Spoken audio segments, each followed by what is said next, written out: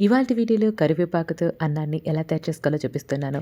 అందుకోసం ఒక కప్పు ఉడికించి చల్లారబెట్టుకున్నటువంటి రైస్, కరివేపాకు, శనగపప్పు, మినపప్పు, జీలకర్ర, వేరుశెనగ గుళ్ళు, ఎండుమిరపకాయలు, కొద్దిగా మెంతులు వీటన్నిటిని కొద్దిగా ఆయిల్ వేసి కడాయిలో చక్కగా వేయించుకోవాలి బంగారు రంగు వచ్చేదాకా. ఇవి కాస్త వేగిన తర్వాత ఎండుమిరపకాయలను వేసుకొని, అలాగే కరివేపాకును కూడా వేసి చక్కగా వేయించేసుకోవాలి లో ఫ్లేమ్‌లో.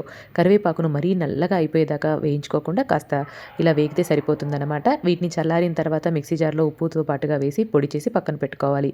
ఆ తర్వాత కడాయిలో ఆయిల్ వేసి ఆవాలు, జీలకర్ర, వేరుశెనగ గుళ్ళు, జీడిపప్పు, కరివేపాకు కొద్దిగా వేసేసి చక్కగా వేగిన తర్వాత ఇందాక పొడి చేసి పెట్టుకున్నటువంటి ఆ మిశ్రమాన్నంతా వేసి ఒక్కసారి అలా వేపేసుకొని ఉడికించి చల్లారి పెట్టుకున్నాం కదా! ఆ రైస్ కూడా వేసి ఒక 2 నిమిషాల పాటు లో ఫ్లేమ్‌లో చక్కగా కలిపి స్టవ్ ఆఫ్ చేసుకొని సర్వింగ్ బౌల్‌లోకి తీసుకున్నామంటే కరివేపాకు రైస్ తయారైపోతుంది. ఇక్కడ నేను గుంటూరు మిరపకాయలతో పాటుగా బ్యాడగి మిరపకాయలు యూజ్ చేశాను కాబట్టి కలర్ ఇలా ఉందండి. టేస్ట్ మాత్రం బావుంటుంది.